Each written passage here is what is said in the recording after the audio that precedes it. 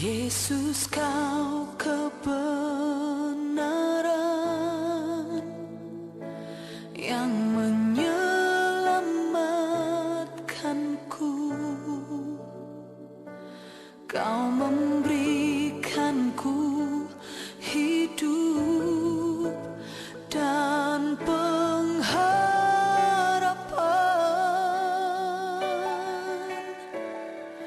Ku ikut kehendak-Mu, ku perlu anugerah-Mu.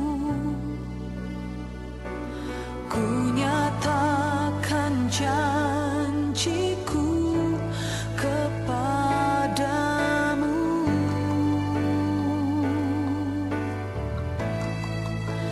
Kalau ku hidup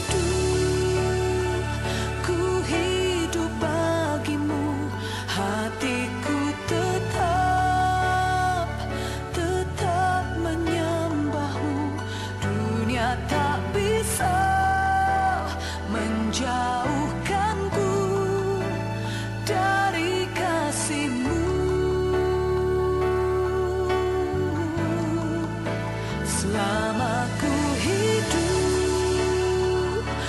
hidup bagimu, mataku tetap memandang-Mu.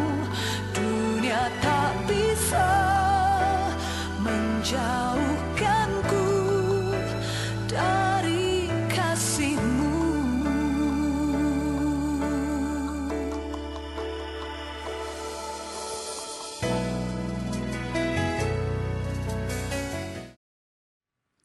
Shalom Bapak Ibu, selamat hari Minggu. Senang sekali kita bisa bertemu kembali di ibadah online kita pada hari ini. Mari saya mau ajak kita semua untuk bersama-sama mempersiapkan hati kita, karena kita mau datang kepada Tuhan, menaikkan syukur kita atas semua kebaikan dan anugerah-Nya yang begitu besar. Mari kita berdoa. Kami mengucap syukur Tuhan untuk kasih-Mu yang begitu besar yang Engkau limpahkan kepada kami. Terima kasih banyak Tuhan untuk semua yang sudah Engkau berikan kepada kami. Engkau memberikan kami kesehatan, Engkau memberikan kami kekuatan dan sukacita yang melimpah.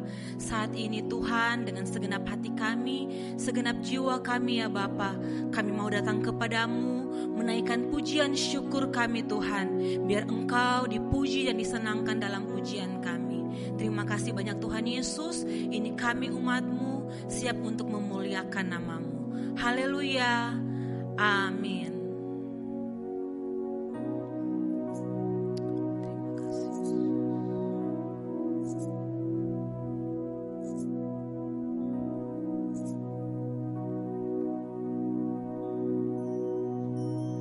Ku berbahagia,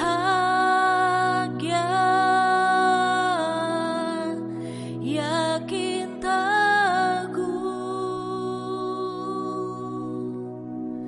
Yesus abadi, kepunyaanku. Aku warisnya,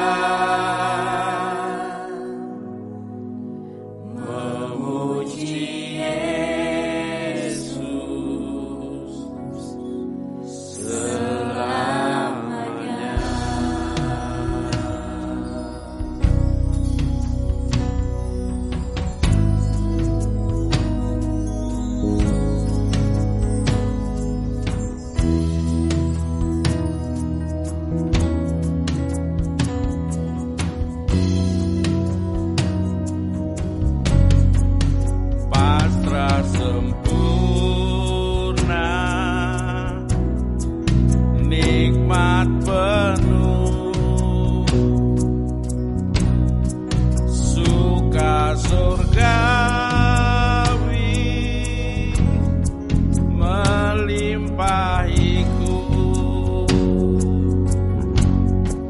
lagu malaikat amat merdu, kasih dan rahmat besertaku. Aku bernyanyi bahagia, memuji Yesus selamanya. Aku bernyanyi bahagia, memuji Yesus selamanya.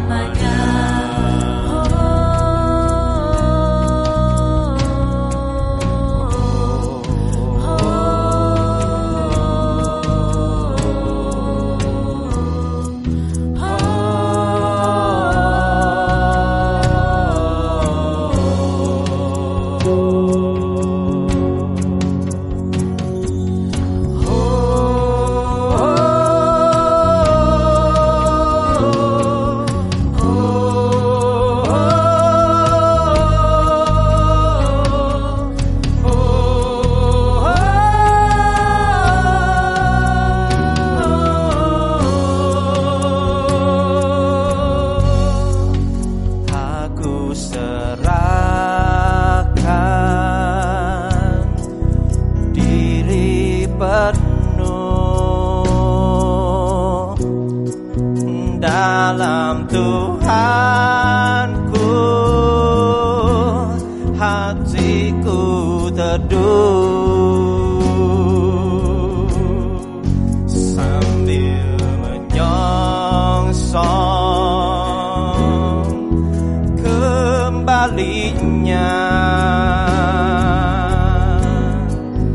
Ku diliputi. Mari semua kita yang berbahagia, kita angkat tangan kita puji, kita sembah Yesus Kristus. Aku bernyanyi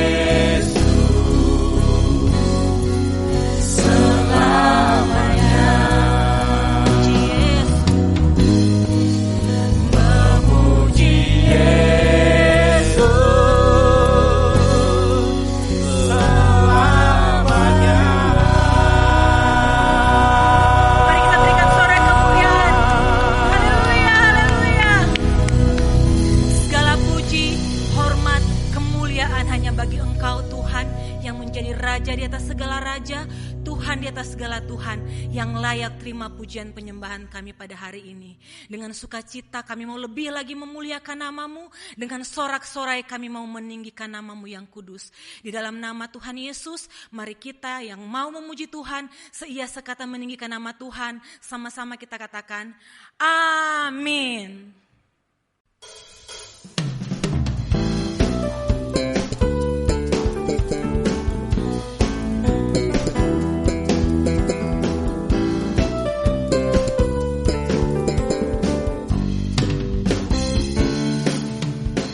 Betapa baiknya Engkau Tuhan, kasih-Mu tiada berkesudahan.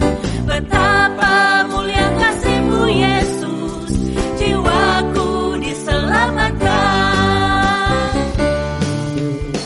Betapa baiknya Engkau Tuhan, kasih-Mu tiada berkesudahan. Betapa mulia kasih-Mu Yesus, jiwaku diselamatkan. Hosana ku memuji Tuhan, Hosana ku tinggikan Yesus. Hosana, Hosana, Hosana. Hosana ku memuji Tuhan, Hosana ku tinggikan Yesus. Hosana, Hosana, Hosana.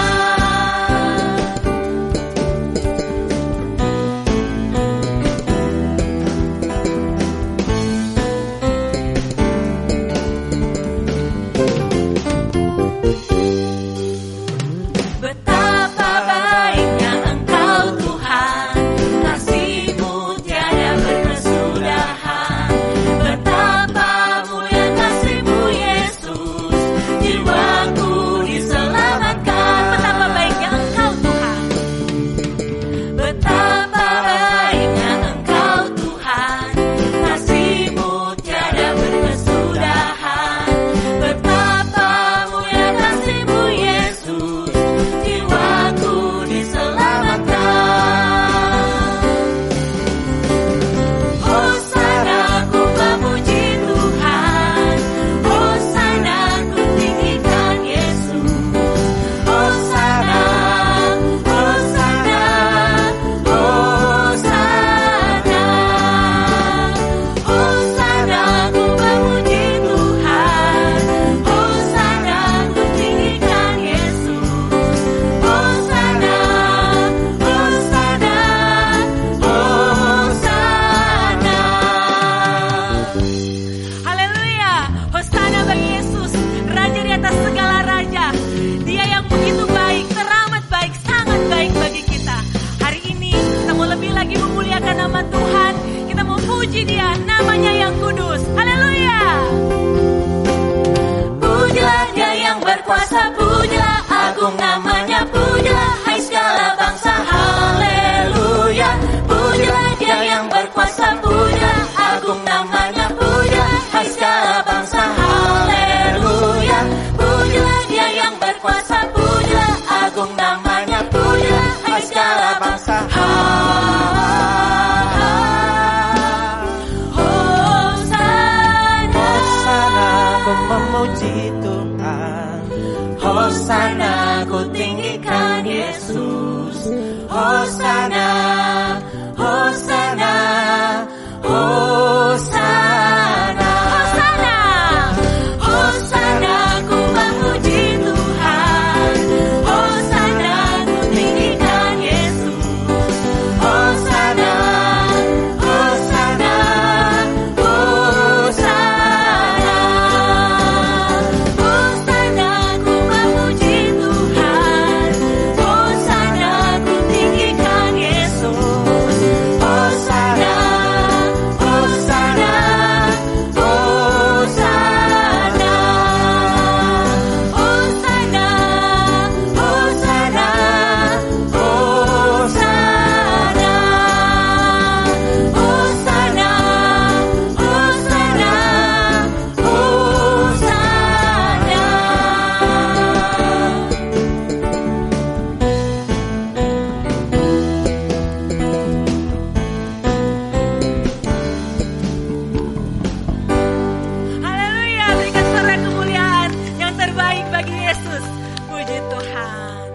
Haleluya. Hanya Yesus saja yang layak dipuji, yang layak ditinggikan. Mari kita sekarang menyiapkan hati kita untuk mendengarkan firman Tuhan.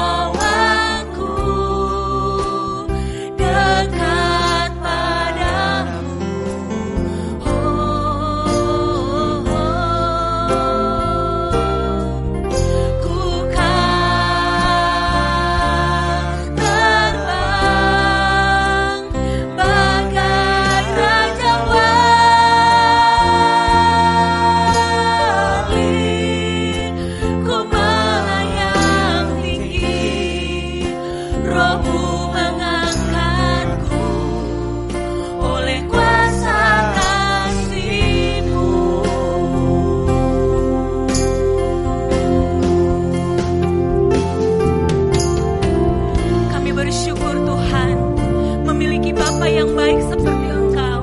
Kami bersyukur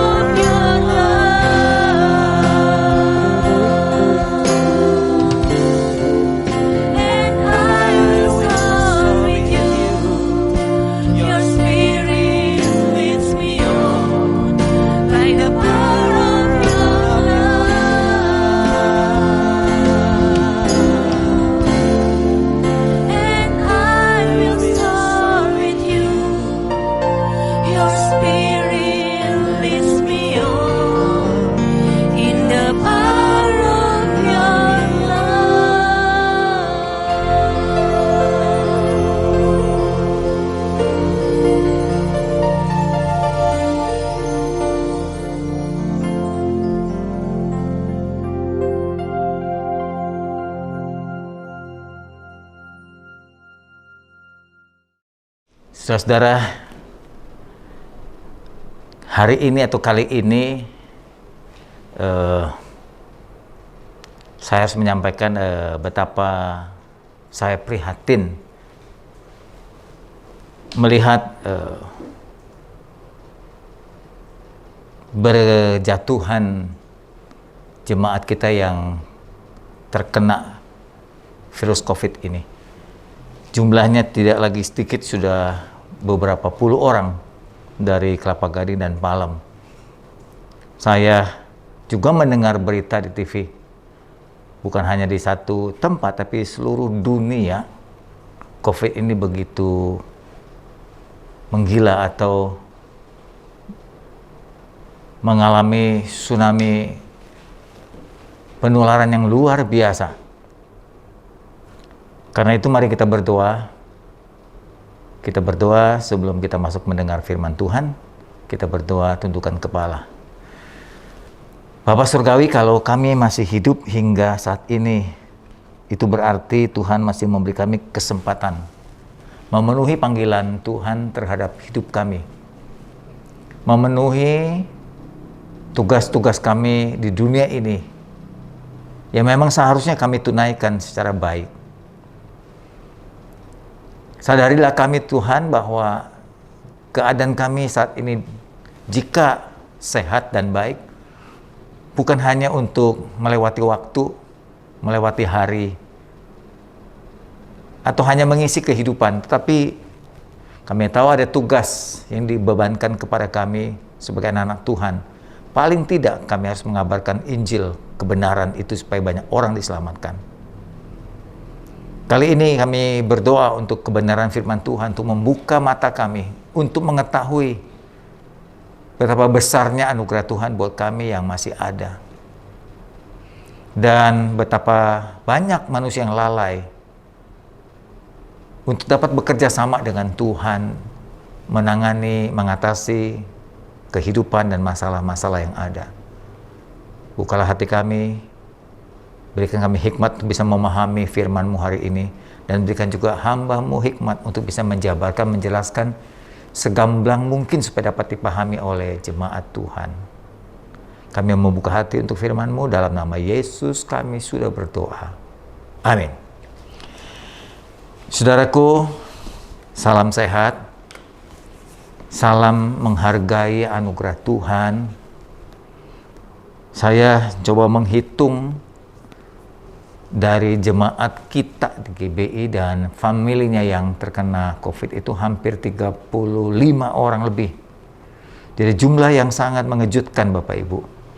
Mari saya himbau sekali lagi untuk waspada, bukan takut, berjaga-jaga dengan baik. Pengumuman lebih lanjut akan saya sampaikan nanti setelah firman Tuhan. Kali ini saya harus memakai face shield, ya, untuk bisa mengurangi dampak, ya, atau menjaga rasa aman saya terhadap penularan. Mau tidak mau harus dilaksanakan seperti ini. Nah, untuk kali ini firman Tuhan bertema Kalaku Masih Hidup. Tema ini ingin mengajak kita untuk menghargai anugerah Tuhan. Tema ini juga akan mengantar kita nanti betapa banyak orang yang lalai terhadap kehidupan ini. Saudaraku, ada beberapa tanggapan umum yang suka diucapkan oleh banyak orang. Ada orang berkata begini, ya udah takdirnya lah dia meninggal dengan cara begitu, sudah nasibnya lah dia harus berpulang, sudah kehendak Tuhan lah, atau kehendak Bapa atau kehendak Allah dia mati dengan cara seperti itu. Menurut saya secara umum sesungguhnya pernyataan seperti itu kurang tepat.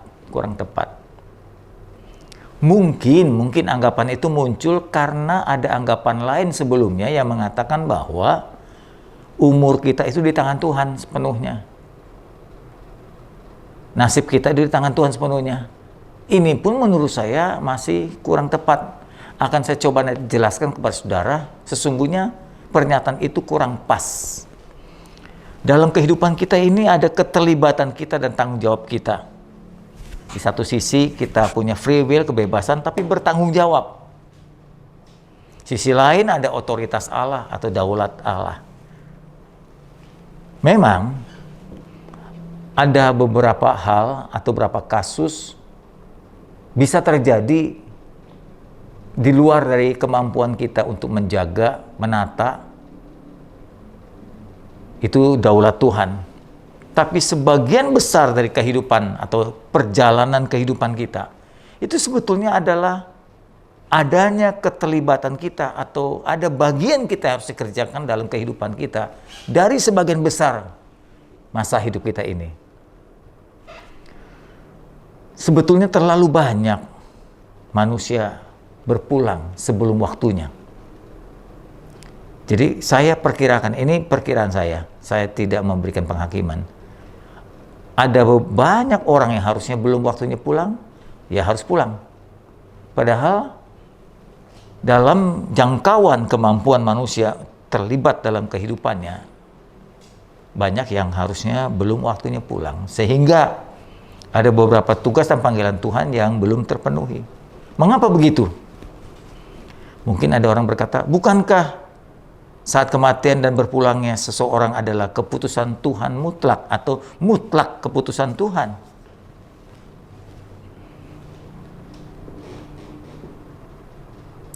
Siapakah yang menentukan saat seorang lahir?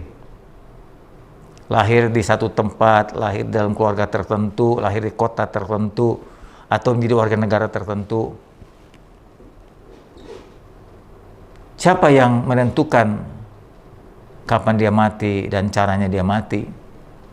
Siapa yang menentukan jodoh bagi kehidupan kita atau pasangan hidup kita sekali untuk selamanya?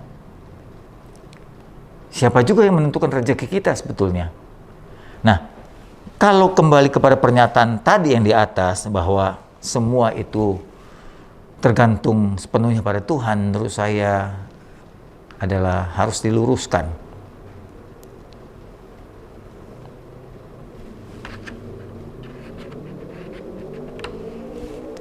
Sesungguhnya Tuhan menginginkan manusia diciptakan itu, kita ini bekerja sama dengan pencipta kita sejak awal penciptaan untuk melestarikan alam semesta ini dan menjaga atau memelihara kehidupan kita.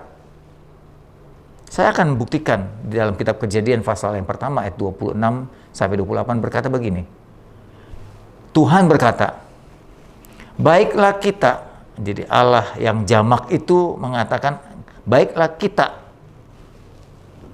menjadikan manusia itu menurut gambar dan rupa kita. Menjadikan manusia menurut gambar dan rupa. Atau dengan kata lain, mengikuti teladannya Allah manusia ini. Apa yang diikuti? Kepribadiannya. Allah yang berpribadi itu punya rasa, punya pikir, punya kemauan, punya pengetahuan. Begitupun manusia diciptakannya. Supaya mereka berkuasa atas ikan-ikan di laut, burung-burung di udara, atas ternak dan atas seluruh bumi, dan atas segala binatang melata merayap di bumi. Maka Allah menciptakan manusia itu menurut gambarnya, diulang lagi. Menurut gambar Allah diciptakannya laki-laki dan perempuan. Allah kemudian memberkati mereka, lalu Allah berfirman kepada mereka, Adam Hawa itu beranak cuculah. Nah ini perintahnya, bertambah banyaklah dan penuhilah bumi. Taklukkan bumi, artinya rawat bumi itu, kuasai dari mulai pepohonan, gunung, lautan, sampai kepada isinya ikan-ikan, burung-burung di udara, dan segala binatang merayap di bumi. Dari kata segambar dan serupa itu, menurut saya, adalah bahwa selain Allah berpribadi, manusia berpribadi, Allah itu kekal, Allah tidak harus mengalami kematian, dan manusia pun harusnya tidak mengalami kematian. Itu yang disebut dengan segambar serupa menurut saya. Selain ada pengertian-pengertian lagi yang lain. Jadi, jika ada seorang lahir, ya, seorang lahir, bukan berarti hanya Allah yang menentukan. Di zaman modern sekarang ini, waduh hebat dokter ini. Bisa menentukan anak yang mau dilahirkan itu laki atau perempuan. Teknologi kedokteran sudah sampai ke situ. Mau tanggal berapa atau bulan berapa dilahirkan anak itu sudah diperhitungkan dari awal. Karena masa kandungan kan 9 bulan. Bahkan dengan adanya operasi sesar itu bisa dilahirkan pada tanggalnya. Jadi kalau begitu lahirnya seseorang bisa keterlibatan kecerdasan manusia itu. Jadi ada keterlibatan manusia.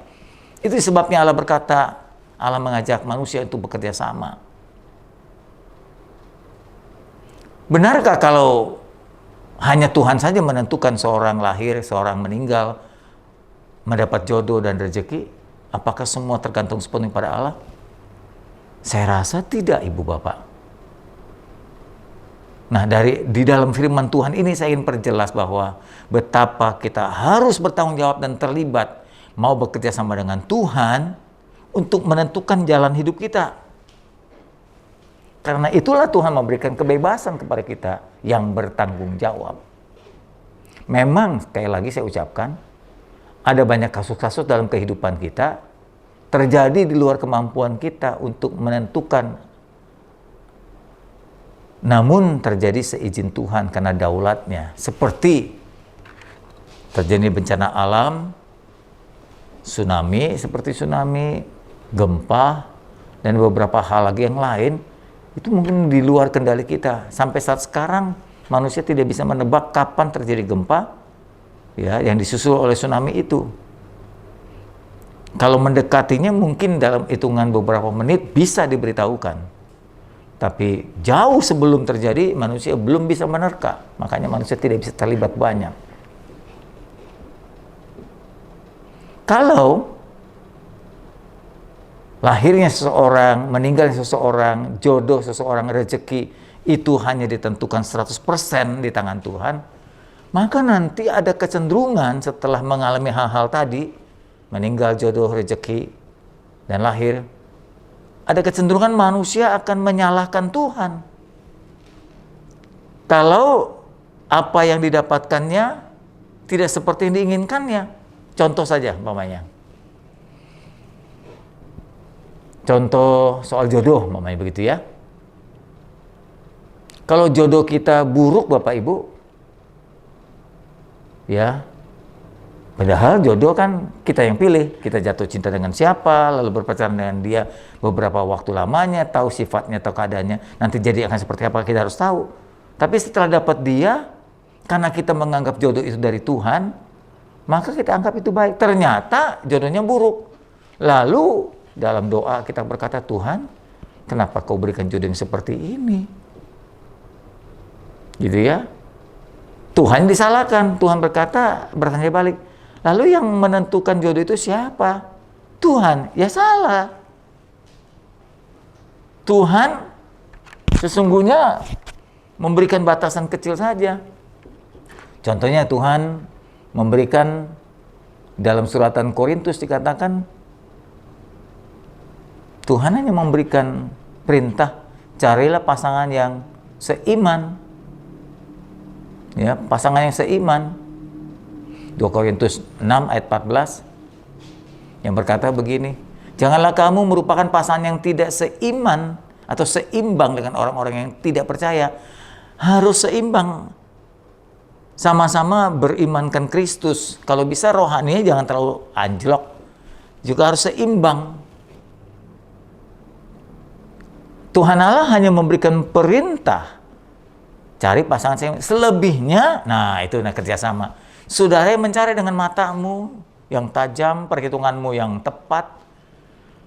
Ya, kemudian engkau bergaul dengan dia, berkomunikasi dengan dia, menilai dia, menyesuaikan diri dengan dia, lalu dipertimbangkan sama beberapa waktu engkau bertemu dengan dia, bisa tepat nggak? Bisa tepatkah engkau menjadi pasangan buat dia, dia menjadi pasangan hidupmu, seumur hidupmu? Jadi kalau sampai pasanganmu tidak baik, nah itu kesalahanmu sendiri. Perhitunganmu yang keliru dan salah, harus diterima konsekuensinya. Dan memang sesungguhnya kita nggak pernah ada yang sama. ya Tuhan akan melibatkan diri juga menjadikan kebaikan jodoh yang kau ambil itu. Jadi selama pacaran, selama mencari, kau gunakan akal budi, gunakan hikmat, gunakan perhitungan, pertimbangan, kedewasaan. Lalu setelah cocok baru putuskan untuk menikah dengan dia.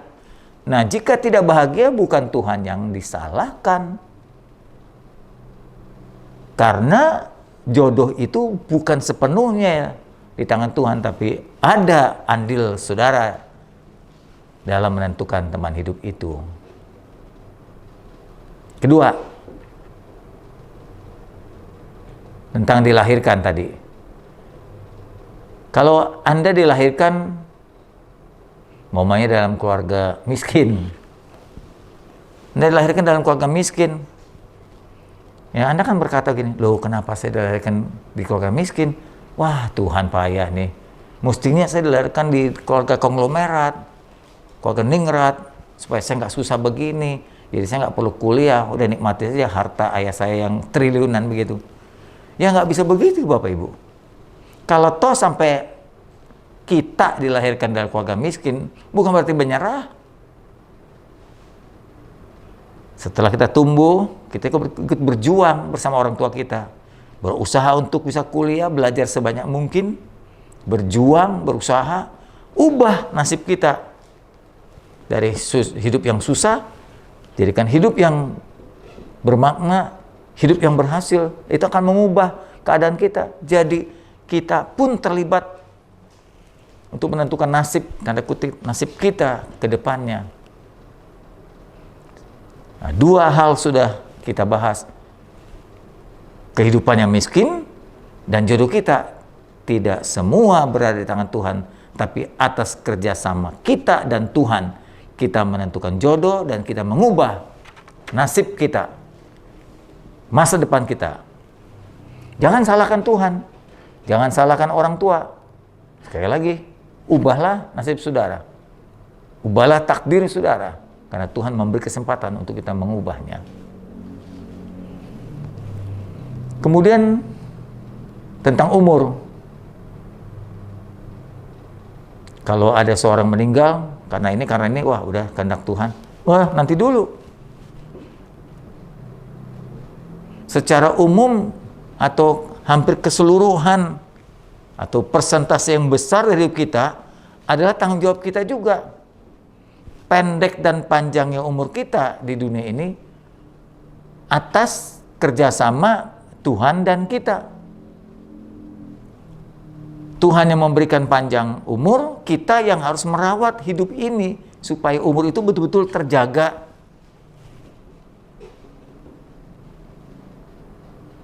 Orang-orang yang bunuh diri dengan sengaja atau memperpendek usianya, ya akan mati dengan usia yang pendek. Mungkin dia mengalami depresi, nggak sanggup menjalani hidup ini karena beratnya, lalu dia akhiri hidup. Ya sudah, bukan di tangan Tuhan. Tuhan izinkan. Nah, dia meninggal sebelum waktunya. Lalu sambungannya jangan saudara hakimi orang udah bunuh diri masuk neraka. Nah, nggak bisa begitu juga.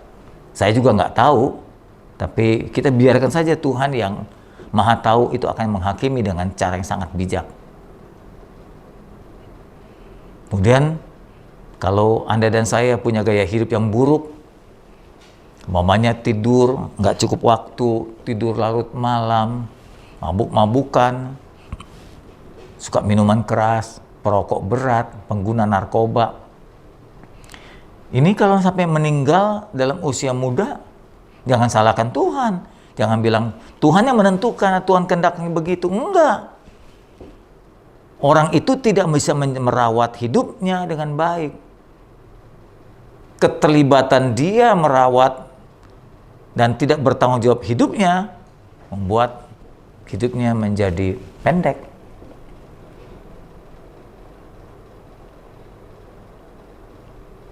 Sesungguhnya Tuhan itu merancang hidup manusia berumur panjang. Sayangnya kita tidak tahu persis Tuhan mau berapa ribu tahun usia manusia awalnya sebelum manusia berbuat dosa atau lakukan pemberontakan. saya akan berikan beberapa firman yang berhubungan dengan rancangan Tuhan ini. Pernyataan Tuhan yang pertama sebagai bukti bahwa Tuhan ingin manusia umurnya panjang. Di dalam Kejadian pasal 1 ayat 27 mengatakan begini. Maka Allah menciptakan manusia itu menurut gambarnya. Menurut gambar Allah diciptakan dia laki-laki dan perempuan. Dari kalimat ini sebetulnya tersurat atau tersirat bahwa Allah yang menciptakan manusia itu seperti teladannya Allah. Selain tadi saya katakan Allah memiliki kepribadian, Allah itu kekal. Tidak ada kematian di dalam hidup Allah. Sebetulnya Allah juga merancang hidup manusia itu tanpa kematian. Saya ingin tambah lagi bahwa Allah yang menginginkan umur manusia panjang itu tertulis juga dalam Amsal pasal 3 ayat 16. Umur panjang di tangan Tuhan. Di tangan kanannya umur panjang, di tangan kirinya kejayaan dan kemuliaan. Jadi kalau begitu, di tangan Tuhan saja ada umur panjang. Jadi Tuhan memang menginginkan manusia itu berumur panjang.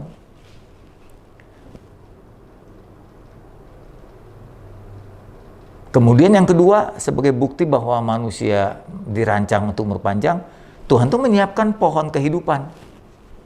Kalau Adam Hawa saat itu tidak memakan buah pengetahuan baik dan jahat, yang membuat dia mengalami kematian, tapi dia memakan pohon kehidupan, maka Adam Hawa akan berumur panjang. Allah telah menyediakan sarananya. Dikatakan dalam Kejadian 3:22, maka sekarang jangan sampai Adam Hawa itu mengulurkan tangannya mengambil pula. Sudah jatuh dalam dosa, ngambil juga makan buah kehidupan. Nanti berdosanya panjang, nggak bisa mati-mati. Artinya buah ini memang memberi kehidupan yang panjang. Allah sediakan itu buat Adam Hawa di Taman Eden. Ini membuktikan bahwa memang rancangan Tuhan sejak awal ingin manusia itu tanpa kematian. Panjang. Entah ribuan tahun berapa lama. Dan datangnya kematian itu ditulis dalam Kejadian 2, 16, 17 sebagai peringatan yang Tuhan berikan kepada manusia. Lalu Tuhan Allah dalam Kejadian 2 ayat 16, 17 memberikan perintah kepada Adam itu, semua pohon dalam taman ini boleh kau makan buahnya, termasuk pohon kehidupan itu. Tetapi diingatkan jangan makan buah pohon pengetahuan yang baik dan jahat itu. Jika kau makan pada hari ini juga atau hari itu juga, engkau akan mati. Jadi kematian itu datang saat manusia berbuat dosa. Jadi kalau manusia tidak berbuat dosa atau tidak memberontakkan terhadap perintah Tuhan, maka rancangan Tuhan terjadi, tergenapi, manusia tidak mengalami kematian. Nah itu saudara dan saya perlu tahu. Jadi sejak awal Tuhan ingin manusia umurnya panjang, tidak menjadi tua begitu rupa, layu, ya letoy, dan akhirnya gugur. Tidak gitu. Jadi Allah menginginkan manusia hidup tanpa kematian. Manusia yang diciptakan ini sekali lagi diajak untuk ikut terlibat dan bertanggung jawab, bekerja sama dengan Allah. Kalau tanggung jawab manusia makin lama makin buruk terhadap kehidupan ini, hidup ini makin pendek. Dulu Adam berumur 930, lalu disusul Nuh naik, lumayan. Nuh lebih baik, mungkin lebih taat itu, naik 950 tahun, Kejadian 9:29. Terus turun ke Abraham 175, Kejadian 25. Terus turun lagi ke Musa 120 di Ulangan 34. Kemudian turun kepada manusia sekarang ditulis oleh Musa juga. Di Mazmur 90 ayat 10, manusia hanya umurnya 70-80 tahun kalau kuat. Sudah itu cuma kerentaan saja. Lihat makin lama tanggung jawab manusia, keterlibatan manusia, kerjasama manusia dengan Tuhan buruk.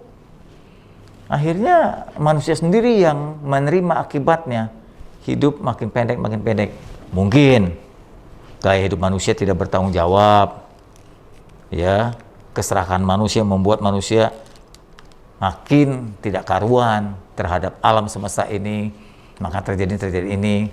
Dengar-dengar COVID juga diakibatkan karena keserakahan manusia, makan ini makan itu. Ada yang datang bilang dari kelelawar lah segala macam, apapun dimakannya. Manusia itu begitu, jadi makin rakus, makin serakah, membuat timbul ini, timbul itu, timbul ini, saudaraku. Nah, sekali lagi, dari firman ini saya mengajak saudara, ayo kita bekerja sama dengan Tuhan untuk merawat kehidupan kita, untuk melestarikan alam semesta ini. Jadi, ada begitu banyak kematian dialami seseorang sebelum waktunya. Hal ini terjadi karena ya bisa ada orang yang memang mau mengakhiri hidupnya dengan bunuh diri, dari orang biasa sampai bintang-bintang film, artis-artis dalam sampai artis luar negeri. Wah, kalau kita lihat artis di Korea, di Jepang itu begitu banyak anak-anak mudanya masih usia muda mengakhiri hidupnya. Sebetulnya belum waktunya dia harus pulang. Gaya hidup yang buruk, yang sudah saya katakan tadi di atas, suka mabuk-mabukan, begadang nggak karuan, makannya juga nggak karuan, nggak mengolah hidup atau tubuh ini dengan baik. Ya terjadi sakit ini, sakit itu, sakit ini, sakit itu gitu ya, saudara. Lalu kalau bawa kendaraan ugal-ugalan, belakangan ini di TV banyak berita berkendaraan seperti koboi gitu ya, ibu bapak, senggol sini, senggol sana, emosi ini, marah sana gitu. Apalagi kalau terjadi jalan tol, wah nggak ada ampun saudara, ya tabrakan beruntun yang membuat kecelakaan dan mengakhiri hidup, juga mengakhiri hidup orang lain. Jika manusia tidak bertanggung jawab, tidak mau bekerja sama mengelola alam kehidupan ini dengan tubuhnya sendiri, maka hidup ini akan menjadi makin pendek. Kalau seorang mengalami kematian sebelum waktunya, lalu apakah arwahnya gentayangan? Nah ini kan jadi mitos nih. Wah belum waktunya dia pulang. Habis karena itu, karena ini, karena itu gitu. Dia meninggal duluan. Lalu arwahnya kemana?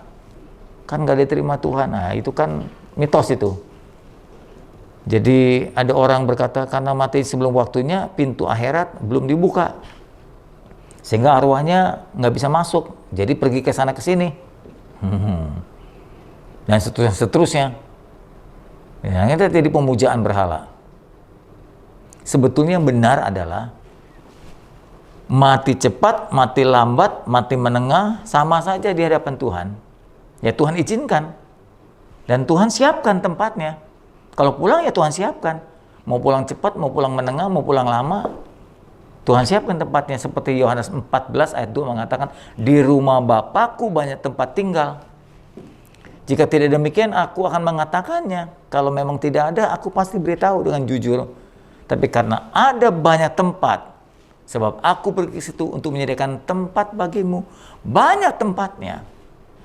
Orang yang mati cepat, mati menengah, atau mati di usia senja, Tuhan tetap sediakan dua tempat. Sorga atau neraka. Dua tempat. Nah, kedua tempat itu tergantung pilihan kita waktu di bumi. Kalau kita memilih Yesus sebagai penebus kita karena kita merasa tidak sanggup menebus dosa sendiri, karena memang tidak ada perbuatan baik kita yang cukup untuk membayar utang dosa kita, maka Yesus jadi penebus kita, maka Tuhan akan menyediakan tempat sorga karena dia memang dia pemilik sorganya. Tapi kalau kita tidak percaya Yesus, kita menolak dia, kita berkata saya sanggup menebus dosa sendiri, ya silakan. Kemungkinan besar neraka tempatnya, sebab tidak pernah ada dosa yang cukup untuk dibayar oleh perbuatan-perbuatan kita. Sekalipun kita berbuat baik, tidak pernah cukup karena manusia tidak sempurna.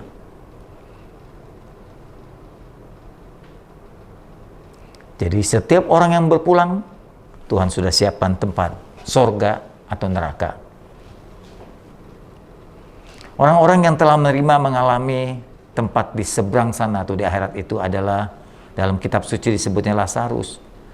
Lazarus yang hidupnya susah miskin, karena dia bertobat, mencari Tuhan, mengandalkan Tuhan. Ketika dia meninggal, dia diletakkan di pangkuan Abraham di Firdaus. Sementara lawannya orang kaya yang hidup dengan tidak bertanggung jawab, hidup tidak bertobat dan tidak menyatakan kasihnya kepada orang-orang susah. Begitu egoisnya dia hidup di dunia ini, maka ketika dia mati, dia mendapatkan tempat di neraka alam maut. Ada lagi penjahat di sebelah Yesus yang disalibkan yang bertobat, satu di sebelah kanannya, yang berkata, Yesus, kalau engkau tidak datang sebagai raja, ingatlah akan aku ini orang berdosa. Yesus tahu pertobatan orang ini dan Yesus berkata, hari ini juga engkau bersama aku di Firdaus, tempatnya juga diberikan buat dia. Selain itu ada lagi Stefanus yang mengalami tempat di akhirat. Dia pulang dalam usia muda, sekitar 30-an mungkin, Stefanus waktu dirajam batu. Tuhan telah memberikan tempat kemuliaan di sebelah kanannya. Begitu kata firman Tuhan dalam Kisah Rasul. Nah, orang-orang ini sebagai contoh, orang-orang yang ada yang meninggal usia muda, ada yang meninggal usia middle, seperti penjahatan orang kaya itu meninggal dalam usia menengah. Tapi Lazarus, Stefanus itu kemungkinan besar dia meninggal dalam usia muda. Tuhan siapkan tempat buat mereka semua sesuai dengan keputusannya. Saat ini pandemi yang belum selesai bahkan makin menggila, makin mengamuk. Sepertinya tsunami yang terjadi, tsunami COVID yang terjadi di India, itu terjadi di Indonesia juga. Kalau menurut saya, makin banyak orang yang tertular dan akhirnya berpulang, itu disebabkan oleh manusia yang tidak mau bekerja sama dengan keinginan Tuhan untuk merawat tubuh ini dengan baik. Melalui pemerintah Tuhan bersuara. Contohnya umpamanya, jangan berkerumun. Nah, akibat pulang mudik, berkerumun, antri karcis, masuk ke kendaraan, masuk ke kapal, ya pulang kampung, silaturahmi, kumpul dengan lain-lainnya. Ya, akibatnya muncul klaster-klaster baru, dibawa kembali ke kota-kota dari daerah. Daerah sudah kena COVID, seperti daerah kota Kudus dan sekitarnya, bawa ke Jakarta juga, Bandung, Jawa Tengah, Jawa Timur, balik semua. Pandemi ini makin membesar. Ini menyebabkan tsunami COVID kembali. Tidak sedikit yang menjadi korban, bukan hanya tertular, tapi mengalami kematian. Seharusnya kita semua bertanggung jawab dan mau terlibat bekerja sama dengan Tuhan melalui mengikuti perintah pemerintah yang mengatakan lakukan 6M, yang diantaranya gunakan masker, menjaga jarak ya minimal 1,5-2 meter, mencuci tangan dengan sabun yang bersih, membatasi mobilitas, artinya gerak kita dikurangi terutama di luar rumah, nggak usah terlalu banyak kesini ke sana, karena virus itu bukan hanya lagi ada di per orang tapi sudah di udara ya, dengan mutasi delta itu. Jauhi kerumunan, kalau banyak orang ya jangan ngumpul di situ. Antri vaksin, antri karcis, antri bioskop, antri restoran, kurangi, jauhi yang begituan. Kemudian yang ke-6, hindari makan bersama. Ya, pesta-pesta kawin, makan sama di kafe bersama teman, udah mesti dihindari itu. Ditiadakan dulu sementara ini. Ya, jumlah lebih dari 10 orang itu sudah termasuk ya kumpul atau kerumunan. Kurangi itu, kalau bisa hindari.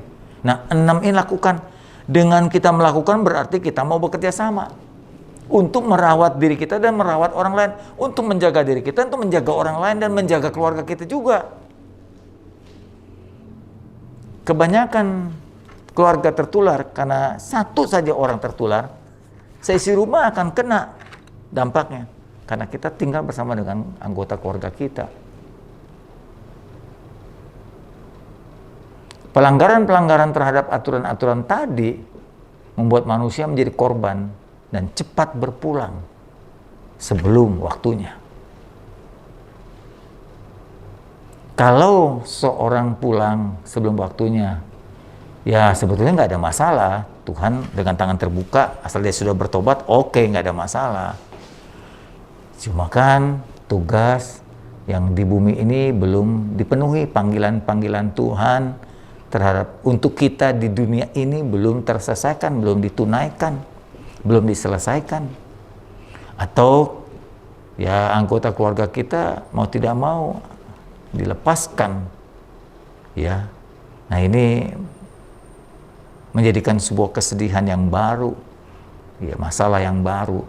Mari saya ajak saudara sekali lagi untuk bekerja sama dengan Tuhan secara baik. Jadi pada akhirnya saya mengajak saudara untuk bekerja sama. Jadi nasib kita, umur kita, rezeki kita, jodoh kita, itu adalah hasil kerjasama kita dengan Tuhan. Tidak di tangan Tuhan sepenuhnya, melulu, tapi juga di tangan kita. Sebagian ada di tangan kita. Sebagian di tangan Tuhan, sebagian di tangan kita. Apa yang menjadi hak Tuhan, Tuhan kerjakan. Apa yang menjadi bagian kita, kita yang kerjakan. Memang ada hal-hal tertentu, kasus tertentu yang terjadi di luar kemampuan manusia. Itu merupakan daulat atau otoritas Tuhan. Silakan saja, itu tak bisa diterjemahkan. Kedua, saya mengajak supaya Tuhan yang memberikan kita tanggung jawab, mari kita kerjakan dengan baik. Kelolalah alam ini, kelolalah hidup saudara dengan baik. Jadi makannya baik, tidurnya baik, olahraga dengan baik, ya. Tadi dengan 6M juga yang baik. Sementara ini pandemi, ikuti dan taati sampai pandemi ini reda. Jangan melawan arus. Jadi umur panjang, rezeki, jodoh, termasuk lahirnya kita, kematian seseorang, bukan hanya di tangan Tuhan, tapi di tangan manusia juga. Selama masih ada umur, mari saudara dan saya yang mendengar firman Tuhan, yang beribadah pada hari ini, tunaikan panggilan Tuhan. Setiap orang diberikan panggilan oleh Tuhan untuk bisa melayani, menunaikan tugas dalam hidup yang singkat ini. Selama masih ada umur. Dan yang terakhir, mari hiduplah makin berkenan, makin menyenangkan hati Tuhan untuk menjadi berkat bagi sesama. Amin. Mari kita tundukkan kepala, kita berdoa. Bapa Surgawi, kami telah dengar firman Tuhan. Kesimpulannya, sesungguhnya jodoh, nasib, umur panjang, rezeki bukan hanya di tangan Tuhan, tapi juga di tangan kami. Atas kerjasama kami dan Tuhan, terjadilah usia yang panjang, terjadilah rezeki yang baik, terjadilah jodoh yang tepat, walaupun tidak sempurna, kesehatan yang baik. Tolong ingatkan kami selalu ya Tuhan, bahwa sesungguhnya kami bertanggung jawab atas alam dan hidup kami juga. Sebentar kami akan melanjutkan ibadah ini dengan perjamuan-Mu. Kami berharap perjamuan ini akan meneguhkan, menguatkan, menyembuhkan, memulihkan hidup kami semua. Kuasa Tuhan, keajaiban dan kesembuhan, mujizat Tuhan ada di dalam perjamuan ini. Kuasa-Mu tidak terbatas dan Engkau bisa lakukan apa saja sesuai dengan mau-Mu ya Tuhan. Jika nanti kami berdoa untuk nama-nama tertentu, Tuhan akan menjamahnya sekaligus. Menjamahnya satu persatu dan menyembuhkan mereka. Sehingga tubuh mereka kembali pulih, kuat dan tegar. Demi nama-Mu Tuhan Yesus, kami sambut perjamuan-Mu. Amin. Saudaraku, perjamuan kudus ini sudah dibagikan kepada saudara pada hari Sabtu. Dan Jika tidak, saya yakin Anda sudah sediakan roti dan anggur, Fanta anggur, untuk sebagai pengganti dari perjamuan ini. Mari Bapak Ibu, angkatlah rotimu, ambillah rotimu, dan letakkan di tangan kanan, dan anggurmu di tangan kiri. Kita dengarkan firman Tuhan. Saya mengajak saudara untuk bangkit berdiri sambil mengangkat roti saudara. Roti dan anggur ini adalah tanda bahwa Tuhan telah dikorbankan. Dosa kita telah diampuni. Inilah pengorbanan Tuhan yang tertinggi. Dia memberikan nyawanya, dia menyerahkan tubuh dan darahnya untuk pengampunan, pemulihan, kesembuhan, kebaikan Dia bagi kita sekalian. Firman-Nya berkata, saudaraku, apa yang telah kuteruskan ini kepadamu, aku telah terima dari Tuhan bahwa Tuhan Yesus pada waktu malam saat dia diserahkan, dia lakukan hal ini, yaitu mengambil roti. Sesudah itu ia mengucap sur atas roti ini. Dia memecah-mecahkannya dan berkata, inilah tubuhku yang diserahkan bagi kamu sekalian. Lakukan ini untuk menjadi peringatan akan aku. Amin. Mari kita makan bersama-sama dalam nama Tuhan Yesus.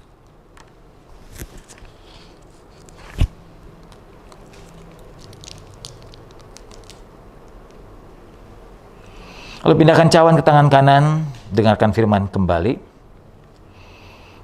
Demikian juga Yesus mengambil cawan sesudah makan. Dia berkata, cawan ini adalah perjanjian baru. Sudah dimeteraikan oleh darahku, perbuatlah ini setiap kali kamu meminumnya untuk mengingat akan pengorbananku. Sebab tiap kali kamu makan roti dan minum cawan ini, kamu memberitakan kematian Tuhan Yesus sampai Ia datang kembali. Kita minum bersama-sama dalam nama Tuhan Yesus Kristus.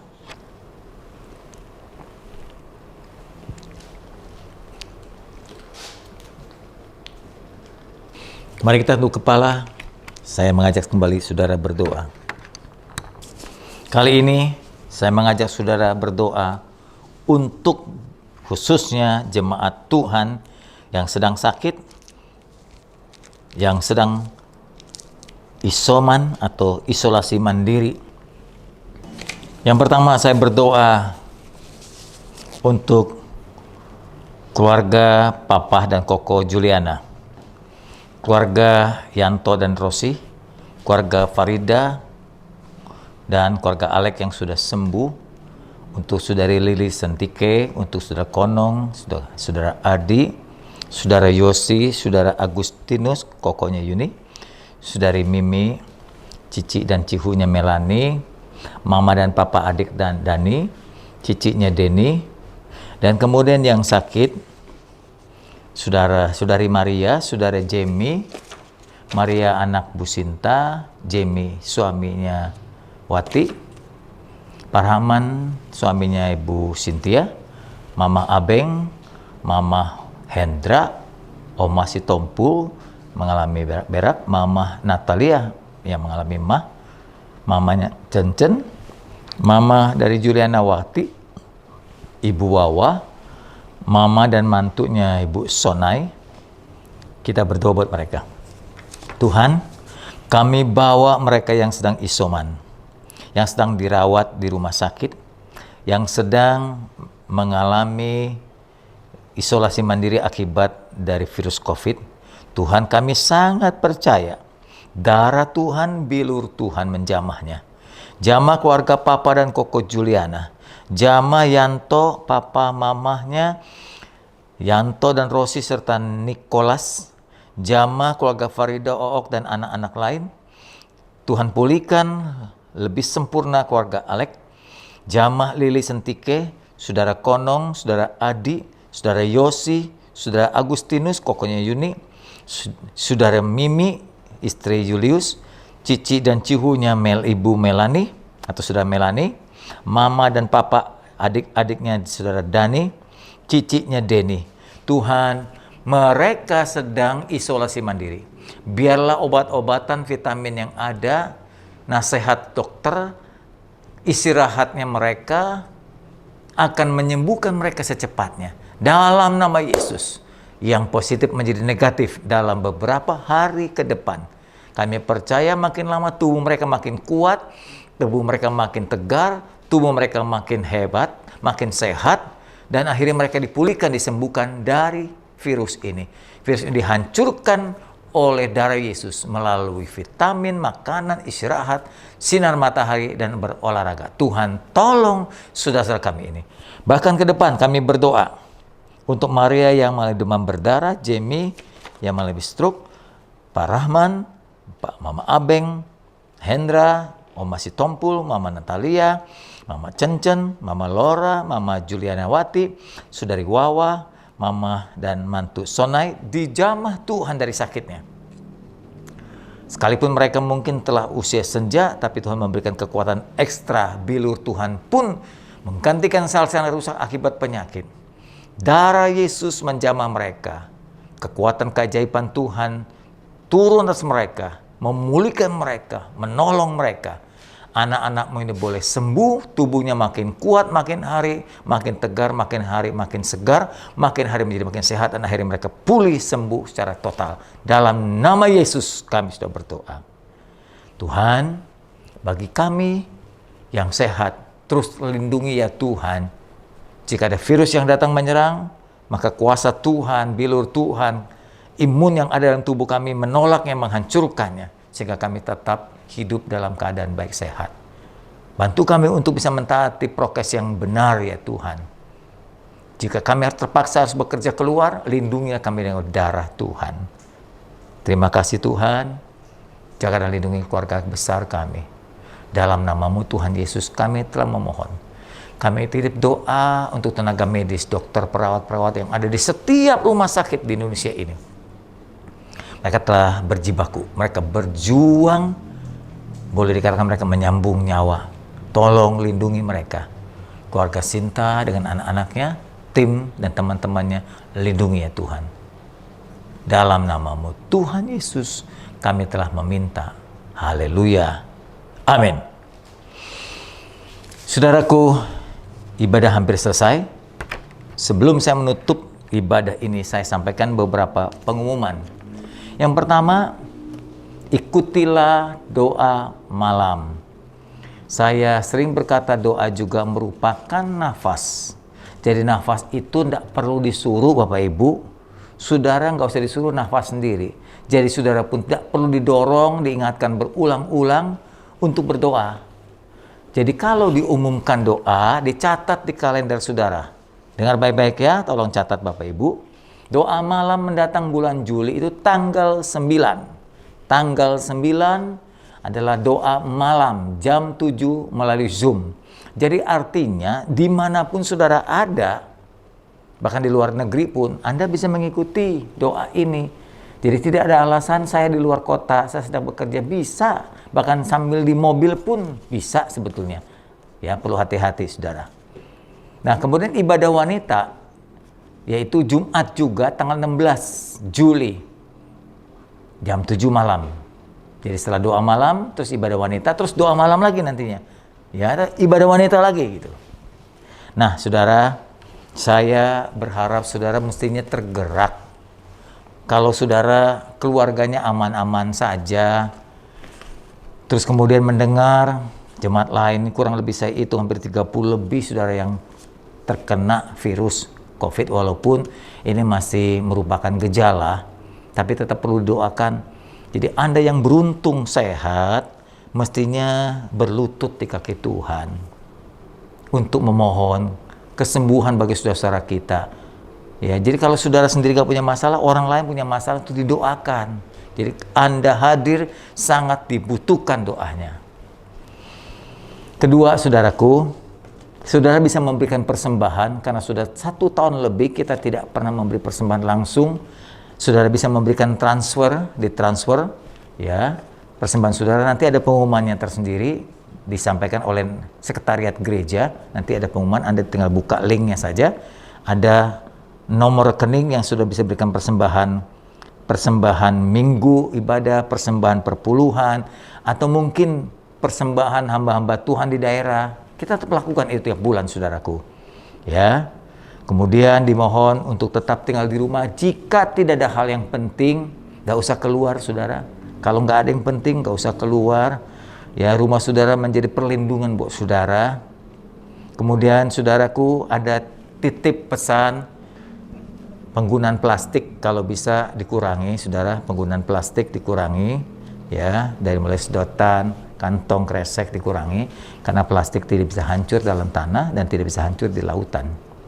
Coba itu, mari kita jaga bumi kita dengan baik. Saya rasa itu pengumuman dari saya buat saudara. Tidak ada yang lain. Mari kita bangkit berdiri. Kita akhiri ibadah kita pada hari ini. Mari bangkit berdiri. Bapa yang baik yang telah menjaga kami. Sekali lagi, kalau kami masih hidup saat ini, berarti Tuhan sedang memanggil kami untuk menunaikan tugas kami lebih jauh. Kelak kalau Tuhan memanggil kami pulang, maka seluruh tugas yang dibebankan kepada kami telah kami tunaikan dengan baik. Kami selesaikan panggilan itu dengan baik. Bantu kami ya Tuhan untuk mengisi kehidupan secara baik. Bagi keluarga kami, bagi teman-teman, bagi family, handetolan, bahkan orang-orang yang tidak kami kenal, untuk dengar berita Injil Tuhan, untuk dengar kabar keselamatan dari Tuhan, untuk diselamatkan dari hukuman kekal. Karena kami semua sadar bahwa perbuatan baik kami tidak pernah cukup menebus dosa-dosa kami. Kami mengangkat tangan sebentar untuk memohon perlindungan Tuhan, penyertaan Tuhan, penjagaan Tuhan.